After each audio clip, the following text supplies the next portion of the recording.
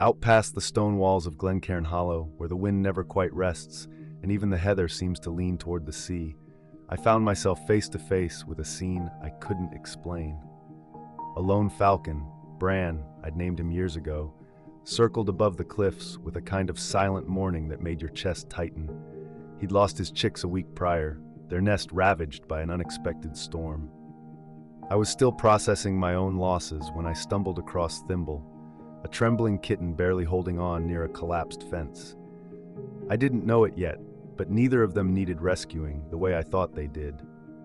The morning I found her, the sky was hung low with fog, and the cliffs moaned with the wind like they were grieving something ancient. I was out with my camera, tracking Bran's flight path. He hadn't returned to the nesting ledge in days. His mate was gone, and the two chicks, well, the remains were found by Aisling after the storm. I'd seen Bran circling alone, aimless, like he was searching for something he refused to believe was lost. I wasn't expecting to find life down below.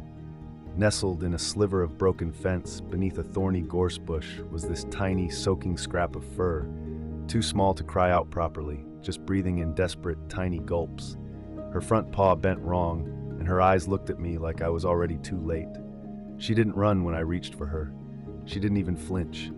I wrapped her in the scarf I wore, not thinking about what came next, just moving on instinct.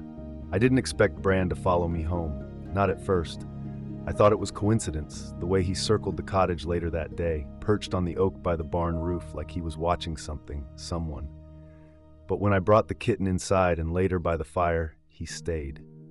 Long past dusk, eyes fixed on the window. Quiet, still. I told myself not to make something of it, but some part of me already had. The first few days were a mix of quiet panic and holding my breath. Thimble, Aisling called her that when she first saw how small she was, wouldn't eat unless I warmed the milk just right, and she cried out in her sleep like she was falling. Her paw was swollen, possibly broken, but the vet said there was a chance it might heal without surgery if she was kept still. That was the hard part, keeping her still when the world outside our window was anything but. Bran came back every morning, perching on the oak near the house like clockwork. He didn't hunt. He didn't call out. He just watched. I couldn't shake the feeling that he was waiting for something, though what, I didn't know. Aisling said I was romanticizing it, that grief messes with how we interpret nature. But Ewan, who'd started coming by to help with Thimble's feeding routine, was convinced otherwise. "She's not afraid of him," he whispered one afternoon, crouched near the window. "She watches him like she knows." And it was true. Thimble had started dragging herself toward the windowsill anytime he appeared. She'd press her tiny face to the glass, eyes wide, tail twitching. She didn't do that for anything else. Not the fire, not me. That's when the first disagreement happened. Aisling thought the falcon's presence was dangerous. "Predators are still predators," she said, but I wasn't so sure. I'd seen loss in animals before. Bran wasn't stalking. He was grieving, same as me. On the fifth morning, the mist hung heavier than usual, turning the entire valley into a blurred canvas of soft grays and silvered blue.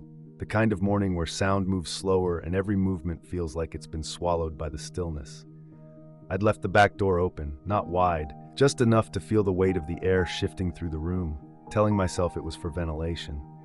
But in truth, it was something else entirely. A quiet invitation, perhaps. I'd watched Bran draw closer with each passing day. His path no longer just circles in the sky, but slow, deliberate swoops near the barn, as if testing the boundaries between us. I didn't want to admit how much I anticipated that flash of wings, how something about his presence steadied the silence in me. I stepped into the kitchen to warm Thimble's formula, the routine almost meditative by now. And when I returned, barely a minute later, the air inside the cottage had changed. Not colder, not warmer, just heavier, as though something ancient had slipped through the threshold unnoticed. The door I'd only barely cracked open now yawned a few inches wider. At first I thought the wind had done it, but then I saw him, Bran. He was inside, perched on the edge of the windowsill, his talons curled around the wood like roots clutching old stone. His feathers caught the light from the fire in subtle iridescence, the color shifting in layers from slate to charcoal to glints of rust. Beneath him, No more than a few feet away sat Thimble, small, delicate, still more fluff than fur, staring up at him with wide, glassy eyes that looked far too knowing for something so young. Neither of them moved. The only sound was the faint crackle of the hearth and the echo of my own heartbeat in my ears. I stood there, frozen, not out of fear, but awe, caught in the fragile thread of a moment that felt like it belonged to something older than language. I could have reached for my camera, which sat just a few inches away on the kitchen table, but I didn't. Some things, rare things, shouldn't be pulled into pixels and frames. Some things deserve to remain in memory, unedited. Then, without warning, Bran stepped off the sill and descended in a single fluid motion. Not a flap, not a sound, just a quiet, controlled glide that ended with him standing on the floor, only inches from Thimble. The kitten, rather than flinch or recoil, took one limping step forward, her little paw dragging across the rug with effort. She didn't hesitate.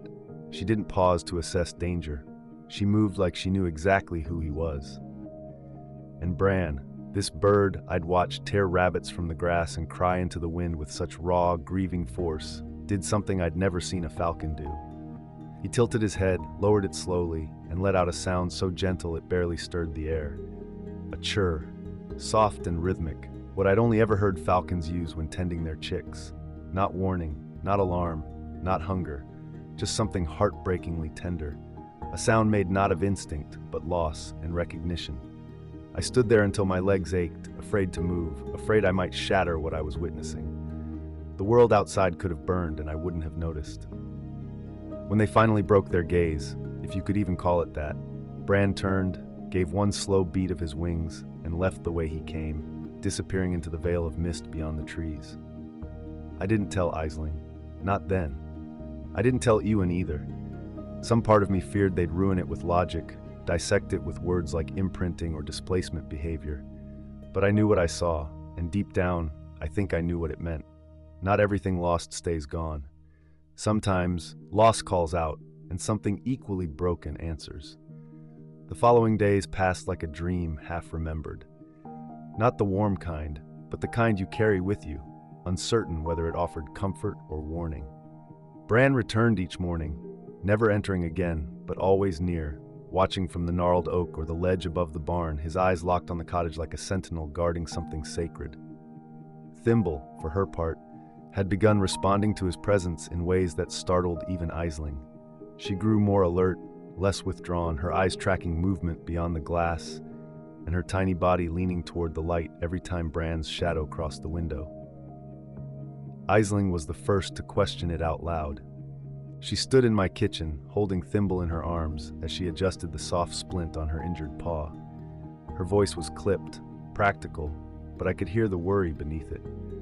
He's a falcon, Callum, a predator. I know you want to see something meaningful here, but that's not how nature works. She didn't say it unkindly, but she said it like a line that had to be drawn. One I wasn't ready to follow. Ewan, on the other hand, was enchanted. The boy had taken to sketching the two of them. Pencil drawings of Bran's wings hovering over Thimble's tiny form, pages littered with soft lines and wide, wondering eyes. Maybe he thinks she's his chick, he mused one afternoon as we watched Bran land in his usual spot, perfectly still despite the restless wind. Or maybe she's the only thing left that knows how to listen. I wanted to laugh at the poetry of it, but I didn't. Because Ewan, in his youthful naivety, had stumbled onto something we adults were too scarred to admit. Sometimes the rules didn't apply. Sometimes grief bends instinct, and love, whatever shape it takes, finds its way through the cracks. Still, tension simmered beneath the surface. Aisling insisted we build barriers near the back door, that the window remained shut when Thimble was out of her crate. It's only a matter of time before his instincts override whatever strange detour he's on, she warned. But I couldn't shake the feeling that Bran's actions weren't instinct at all. They were intention, deliberate, restrained, and utterly disarming. And then there was me, standing in the quiet middle of it all, unsure whether I was witnessing a miracle or falling into a delusion shaped by loneliness. I'd lost Moira the year before. Her absence still echoed in every shutter click, in every step through the heathered hills we used to walk together. Maybe I saw too much into Bran because I needed to, but that didn't make it any less real. Each day felt like holding my breath, waiting to see what line would be crossed, who would blink first. But neither of them did. Not yet. It was during the second week that the outside world started creeping in, cracking the quiet shell we'd been living in. Word had gotten out, just a whisper at first, passed from Tavish to the postman, then from the postman to the woman who ran the bakery in Kinlochmar.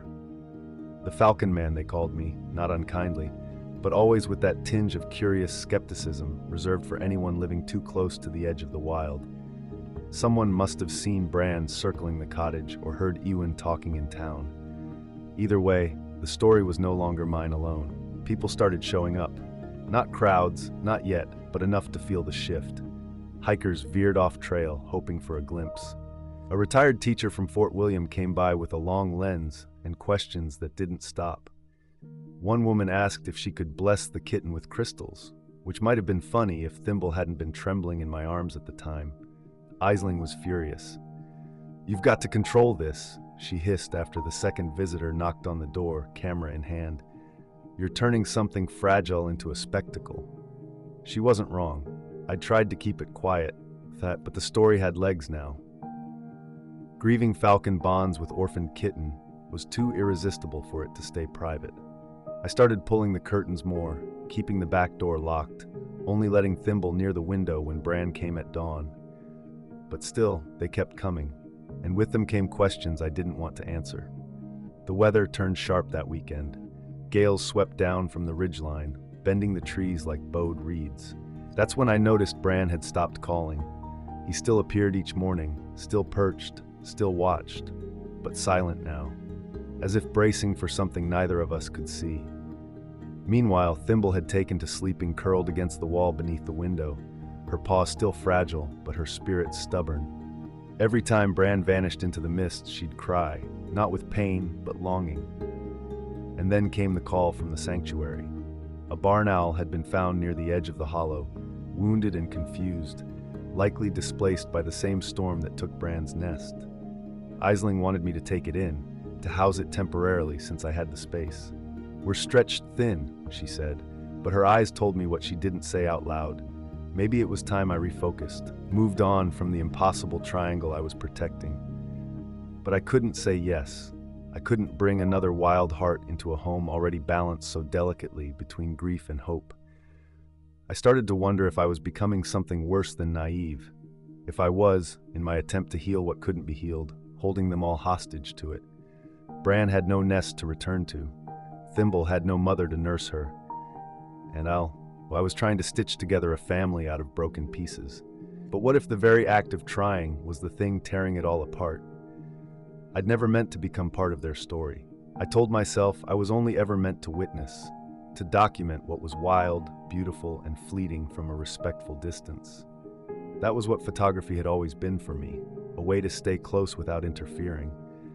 But somewhere along the way, I'd crossed that line, and now I couldn't seem to find my way back. Thimble had grown stronger, but she was still far from whole. Her paw remained stiff, though the swelling had gone down, and she moved with a delicate awkwardness that made even the smallest jump look like a leap of faith.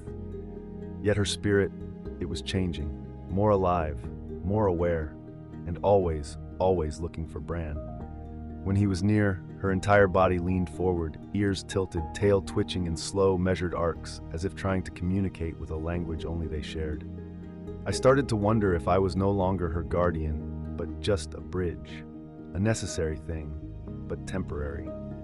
And that thought gnawed at me in the quiet hours of the night, when the fire burned low and the valley outside vanished into black. Aisling sensed the shift too. She didn't push anymore, not in the way she had before, but she watched me differently. Like she was trying to work out where I ended and this strange stitched-together trio began. "You do know you can't keep them both," she said gently one evening as she packed up her things. "Neither one really belongs to you." And I knew she was right. I knew it like I knew the taste of my own breath. But knowing didn't make it easier. Because deep down, I didn't want to release either of them. Not Bran, with his bruised silence. Not Thimble, with her desperate need to belong. They had come into my life like echoes of something I thought I'd lost forever. Companionship, purpose, the possibility of healing. But the question I couldn't shake was whether I loved them enough to let them go, or if I was just too scared to lose something again.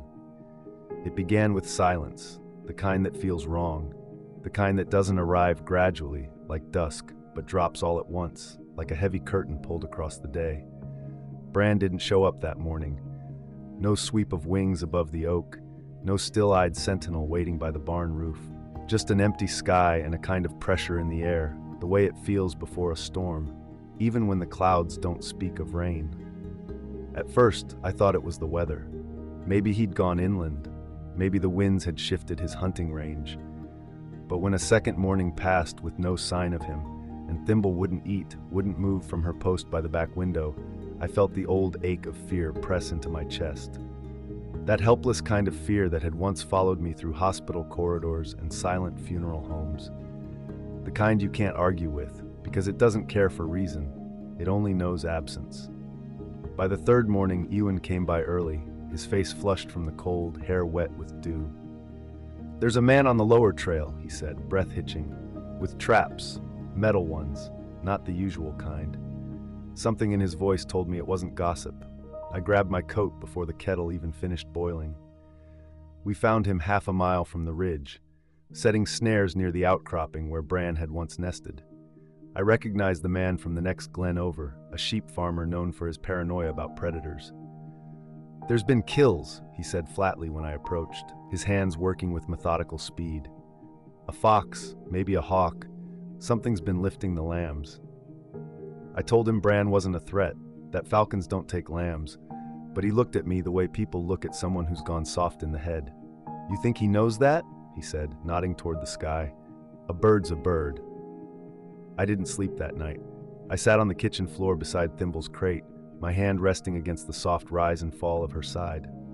She'd grown quieter since Bran disappeared, but not in the way that spoke of healing. This was something else, like she was conserving her voice for someone who might not return.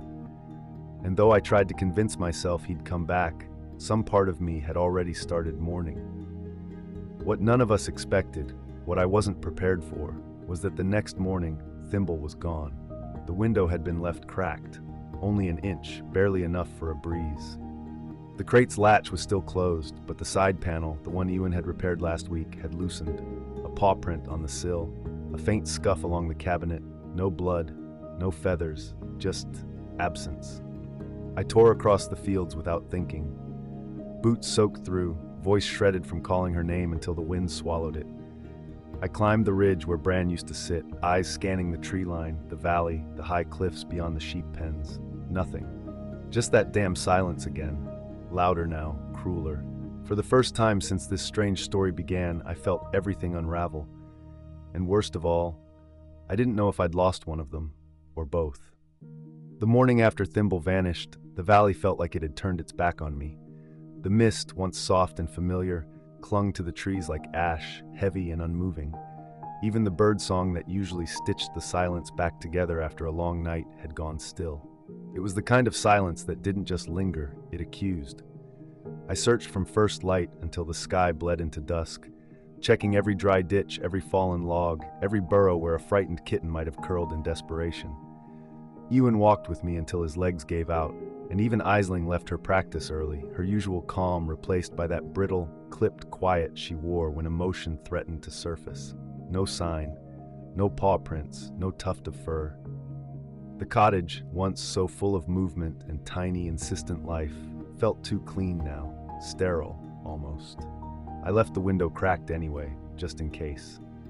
I even began setting out small bowls, one inside, one near the oak outside, anything to create a trail she might follow if she was still close. Bran didn't return either. His absence was sharper now, not just a loss but a severing, like a thread that had quietly held the whole strange constellation of our lives together had snapped. It was Ewan who said it out loud first, kneeling on the porch with a mug of untouched tea in his hands. What if they went to find each other? I wanted to dismiss it, to anchor us back in something practical, something rooted in reason. But I couldn't, because the question, as far-fetched as it sounded, echoed something I hadn't dared to name. What if their bond had become stronger than the one they had to me? The quiet days blurred after that. I stopped taking photos. The camera felt too cold in my hands, too removed. Eiling still came by, always under the guise of checking in on me rather than them, though she never said it outright. We talked less and less about what had happened, and more about everything else. Weather, the fox prints near the sheep pens, the owl that had finally stabilized and been taken in by the sanctuary. But our voices always seemed to find their way back to silence, as if our words were afraid to touch the part that hurt. And then one evening, Tavish came by. He rarely left his croft unless something mattered. "Saw something," he said, nodding toward the cliffs as he stood in my doorway, rain dripping from the brim of his weather-worn cap. "Looked like a falcon, not flying right, circling low, might have had something in its talons." My heart seized, not with hope, not yet, but with something harder, something that demanded belief in the absence of evidence. The next morning, just before dawn, I climbed the ridge alone. The sky was breaking open in a slow, bleeding gold, and the wind had returned, tugging at my coat and the edge of the world itself. And then there, a flicker of movement, a shape too small to be Bran, but too deliberate to be wind, a sound, soft, almost imperceptible, not a cry, not a call, a chirr, and I began to run. I found them in a hollow just beneath the western ridge, where the cliffs folded into themselves like cupped hands protecting something precious. The climb had been rough, ankle-deep in damp heather, slick with mud from the past week's storms, but none of it registered as I reached the crest and spotted movement in the gorse below. At first I thought it was just Bran, his outline sharp against the pale stone, wings tucked, head bowed. But then I saw the flicker of gray at his talons, not prey, not scavenged remains. It was Thimble, thin, dirty, limping, but alive. She lay curled between Bran's feet like a chick in a nest made not of twigs but vigilance. And Bran, fierce sentinel of sky and wind, had made himself still, watching, guarding, not like a hunter, but a father. My breath caught, not from the shock of finding them, but from the realization of what I was interrupting. A bond I could barely understand, one I didn't know if I had the right to reclaim. I stepped forward slowly, calling her name. Soft at first, then louder as she raised her head, blinked at me, and gave a trembling mewl. She tried to rise, paw dragging uselessly behind her. Bran didn't move. He didn't flinch. He only turned his head toward me and held my gaze with something unrateable. Not threat, not fear, but something older, something close to mourning and trust. I knelt down, arms open, voice breaking on her name. Thimble limped a few steps toward me, then hesitated, looked back. One heartbeat, two, and then she chose me. She crossed the distance with a weak stumble, collapsing into my arms like she was finally surrendering to rest. Her heartbeat thudded against mine, fast, uneven, alive. I turned back toward Bran, wanting to say something, offer some impossible expression of gratitude. But he was already in the air, wings slicing through the morning light, rising into the wind like he was leaving behind the last piece of something he'd finally let go. I carried her back down the hill in silence. But by the time we reached the cottage, the questions had already begun. Aisling didn't look relieved when she saw us. She looked conflicted. She listened as I described what I'd seen, what I thought it meant, but she didn't nod, didn't reassure. Instead, she looked at Thimble curled in the blanket and said, "You know she's going to need more than this. She's imprinted now. On him, on you, and we have to decide what that means." Ewan, on the other hand, was lit up like a storm lantern. He wanted to go back to study Bran, to write it all down and share it. "It's more than instinct," he said, practically vibrating. "It's a story no one will believe unless we show them." But I wasn't sure that was the point, because what mattered now wasn't proving anything. It was what we did with it. Whether we brought Thimble fully into the human world, or let her remain in that strange in-between place where wildness and trust had formed something no one could replicate. Whether I could keep her, or whether I'd have to let her go all over again. And in that moment, I realized this wasn't about saving her anymore. It was about choosing what kind of life we were willing to shape for her, and whether I was ready to live with the weight of that choice. The days that followed were brittle, not tense in the way of arguments or slammed doors, but quiet, like the moment right before a branch snaps underfoot. We went through the motions, feeding Thimble, cleaning her wounds, replacing the soft padding in her crate with fresh wool and fleece. But every small act carried weight, like we were preparing her for something we hadn't agreed upon, something no one wanted to name out loud.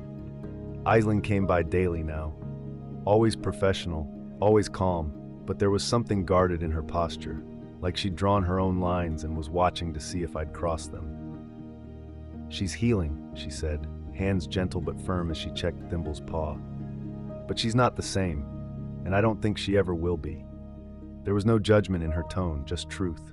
"You saw it too, didn't you? Out there, between her and him, that was something we can't recreate."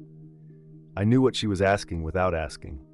We were all dancing around the same decision, to bring Thimble into the human world fully, to adopt her, keep her, domesticate her, or to consider that maybe she didn't belong solely to us anymore.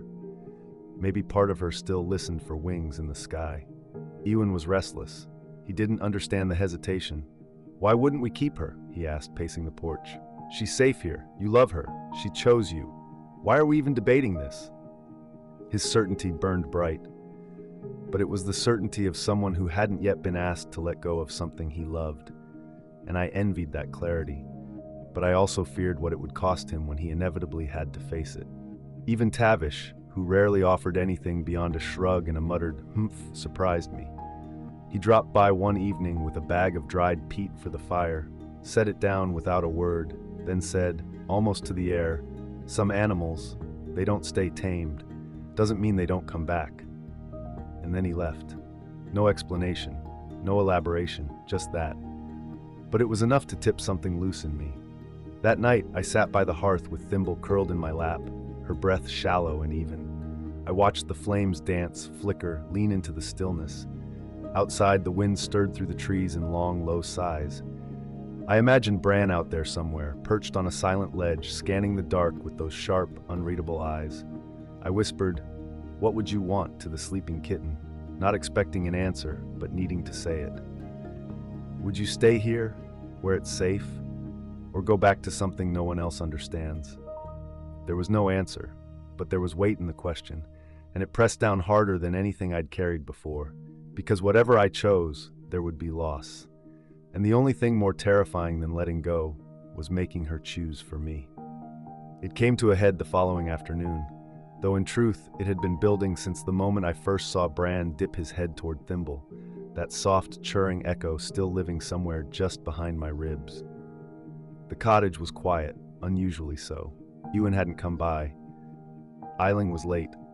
Even the wind had calmed, as if the whole valley was bracing for whatever would be said next.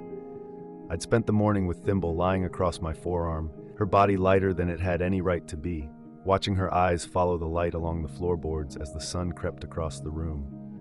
Her paw was improving. She could place light weight on it now. But her gaze had changed. Not dulled, just distant. Like she was seeing a world beyond the walls of the house. And I wondered if that was the first sign of her leaving, not physically, but emotionally, drifting somewhere I might not be able to reach.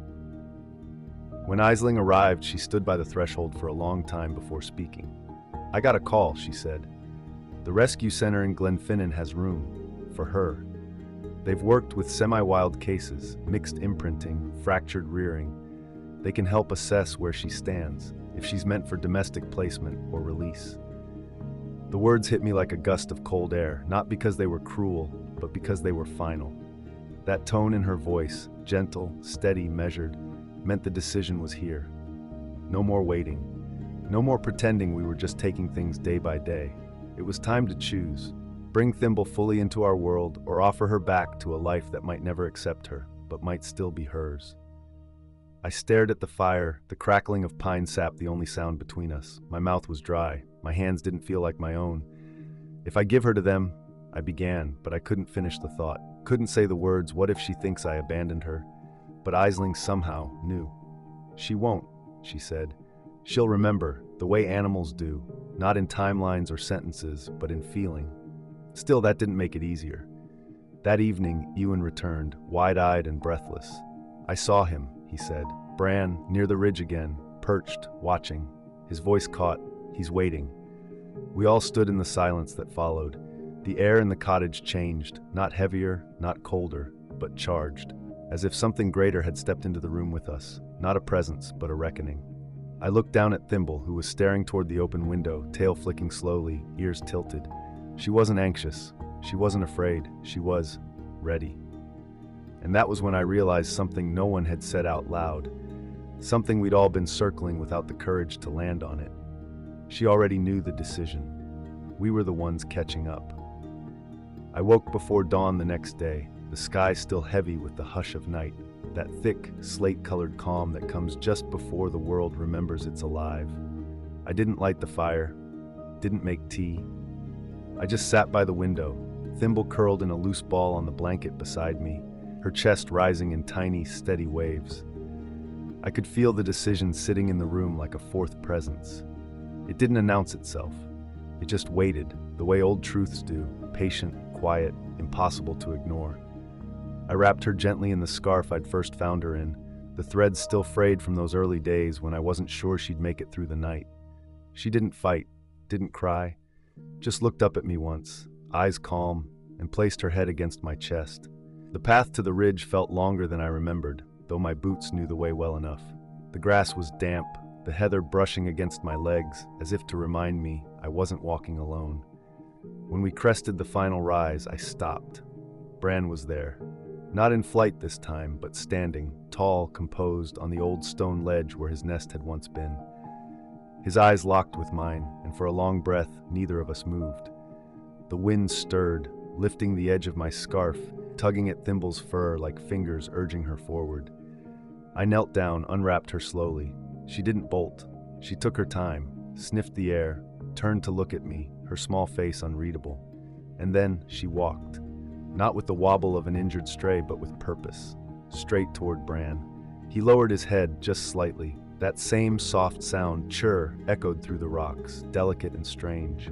Thimble leaned into him, brushing against his leg, then sat beside him as if she had never belonged anywhere else. No grand farewell, no drama, just a return to something wordless and deep. I stayed a long time, knees in the earth, hands useless at my sides. Eventually, Bran lifted off, not in fear, not in retreat, but in a wide, slow arc, circling once above me before vanishing behind the far cliffs. And there, beneath where he'd stood, Thimble remained, watching. She didn't follow him, not yet, but she didn't follow me either. And I understood, she belonged to neither of us, or maybe to both. I left the scarf on the stone just in case, then turned and began the walk home. I didn't cry until I reached the edge of the pasture, where her paw prints still marked the dirt outside the cottage door.